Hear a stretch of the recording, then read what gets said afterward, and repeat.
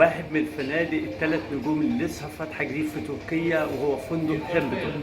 انا النهارده يا جماعه هاخدكم في جوله كبيره جدا داخل فندق هامبتون في مدينه اسطنبول.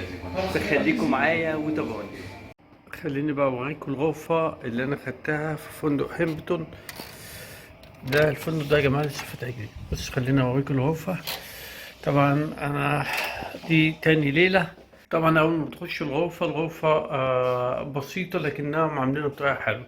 هوريكم طبعا حمام فيما بعد، بس خليني اوريكم الغرفه من جوه عامله ازاي. طبعا هنا السرير ده يا جماعه انا طالبه ده مساحه 2 متر عرض في 2 متر طول. ده السرير كبير جدا كمساحه.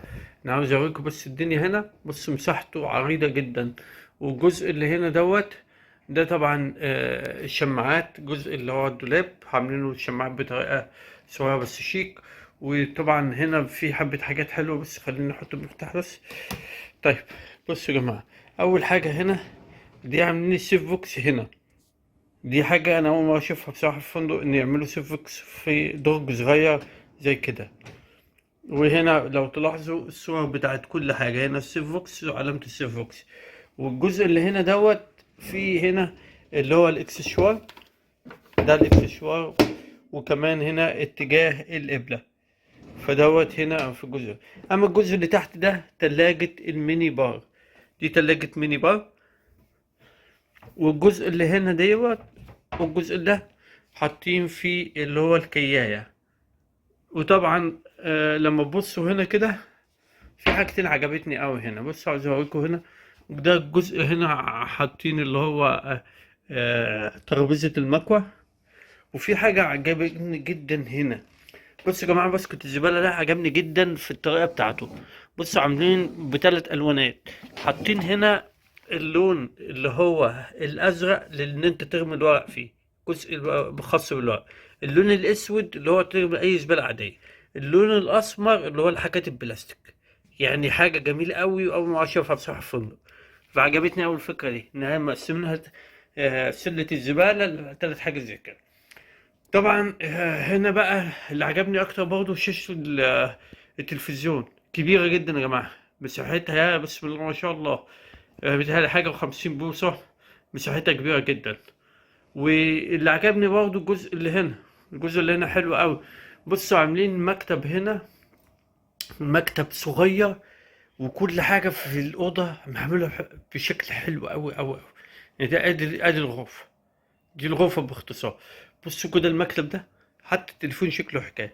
المكتب هنا يا جماعة طبعا عم حاطين حاجات كتيرة ليا. بصوا كده. وهنا المكتب صغير، وفي نفس الوقت قدام السرير مش واخد مساحته صغيرة. وهنا كرسي، يعني حاجة حلوة أوي. وفي نفس الوقت مش واخد من مساحة الأوضة. فديت الغرفة. خليني بقى أوريكم بسرعة التواليت. طبعا هنا في مراية، والتواليت زي ما انتم شايفين كده. هنا عاملين اللي هو مكان الفوط. وهنا طبعا دي حاجات تبعنا، بس هنا الحاجات اللي هو الشامبو. البادي لوشن. وهنا طبعا بصوا ده كده برضو نفس الكلام، شامبو بادي لوشن. و وده شاور. فده باختصار بسيط الحمام. بص بقى الجزء ده، انا بحاول اوريكم الدنيا من هنا. ده التواليت. باختصار بسيط جدا. التواليت شكله شيك، وفي نفس الوقت الباب برضه بتاعه حلو لذيذ، عجبني فكرته. باب جرار. بصوا ده باب جرار. وطبعا ده كرسي. بصوا يا جماعه بقى، خليني اخدكم على بوفيه الافطار هنا. ده بدايه البوفيه. طبعا هنا حاطين المعالق والشوك والسكاكين. وديت حاجات اللي هي السيريال. وطبعا عاملين هنا لبن. ده هنا عاملين اللي هو زي بليلة. والجزء اللي هنا عاملين فيه اللي هي سبانخ. واللي هي الحاجات اللي هي بيسموها ايه، بيسموها اللي هي الحاجات اللي تبع البسترية، الحاجات اللي هي بتتاكل. فده ديت مش عارف بصراحة اسمها، بس ديت البوفيه الأولاني. هنا بقى عاملين بيف سوسي، ده سوسي، وطبعا بيض مسلوق، وعاملين هنا في حبة طبعا فاصوليا وده بيض معمول كده بطريقة غريبة شوية. ودي كلها حاجات سيريال زي ما انتم شايفين، على زبيب، على مكسرات. وده طبعا فروت سلطة، وهنا سفندي، هنا بطعم متقطع، هنا زيتون، انواع زيتون زي ما انتم شايفين. دوت زبادي، وده زبادي بالفواكه. الجزء اللي هنا ده كده جزء السلطات، طبعا زي ما انتم شايفين ده جزء السلطات كلها. وطبعا هنا السموكت او اللانشون، وزي ما انتم شايفين البوفيه بسيط جدا. وهنا ديت زبدة وليمون. الجزء اللي هنا ده كده في هنا جزء العصاير، ده عصير تشيري وعصير برتقال. وهنا جزء الشايات، الشاي بأنواعه، أنواع كتيرة من الشايات. والجزء اللي هنا دوت لو انت عاوز قهوة أو مياه سخنة زي ما انتم شايفين. وهنا طبعا الجزء بتاع الفناجين. ودي مكنة لو انت عاوز أي نوع من أنواع الكابتشينو، اسبريسو، الحاجات اللي هي بتاعة الشاي. الجزء اللي هنا ده كده عشان اوريكم، الجزء اللي هنا دوت عاملينه للمخبوزات، دوت الجزء بتاع العيش والمخبوزات دي كلها هنا كده، الجزء بتاع المخبوزات. وفي هنا مكنة التوستر. وفي من الجزء اللي هنا دوت ده كمان لو انتوا عاوزين تعملوا العيش اللي هو بتحطوه زي المكبس كده. والجزء اللي هو هنا ده حبة الحلويات، المربات، الحاجات دي كلها. ودي كلها الجزء بتاع الحلويات، يعني بسيط بصراحة البوفيه. وزي ما انتم شايفين هنا دوت كده المطعم، انا بحاول اوريكم. طبعا المطعم هنا هتلاقيه دوت المطعم جنب اللوبي على طول. لما تبصوا كده ده من هنا كده اللوبي او الريسبشن، والريسبشن معاه كمان كافيه كمان هنا كده. الجزء اللي هنا دوت بصوا دوت كده المطعم. انا بحاول اوريكم المطعم هنا عامل ازاي. مطعم بسيط جدا بس حلو. بصوا كده دوت كده المطعم اهو.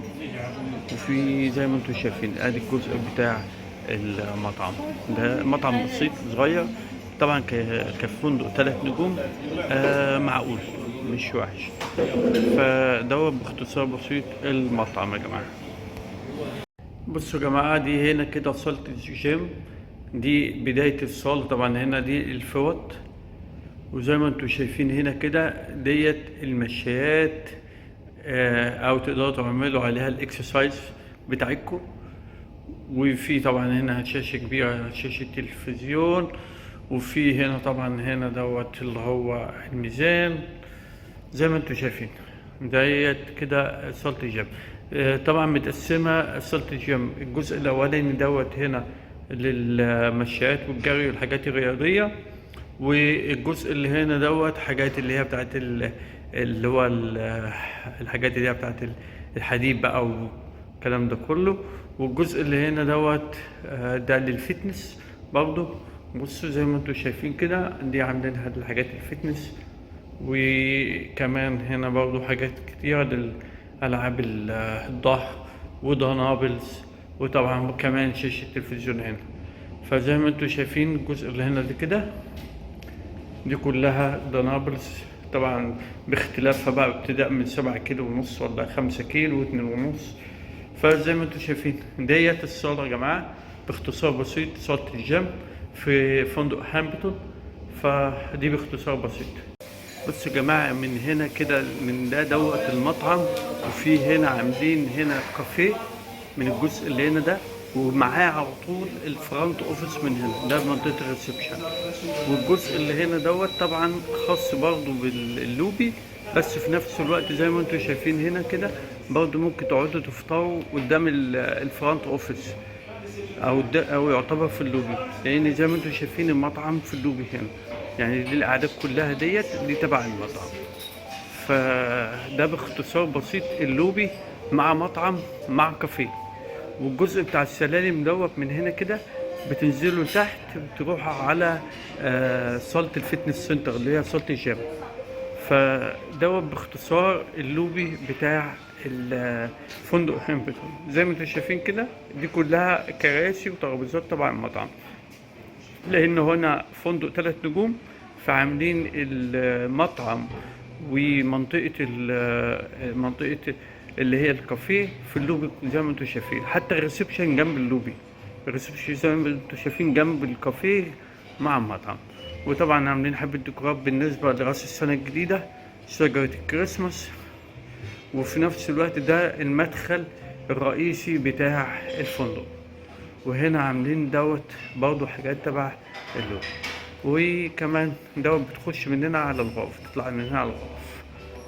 في نهاية الفيديو يا جماعة، يا ريت لو عجبكم الفيديو يا ريت تدعموني باللايك وتشتركوا عندي في القناة. ولو عندكم أي سؤال أو أي استفسار يا ريت تسيبوا لي في التعليق. شكرا ليكم، أشوفكم في حلقة جديدة إن شاء الله، والسلام عليكم ورحمة الله وبركاته.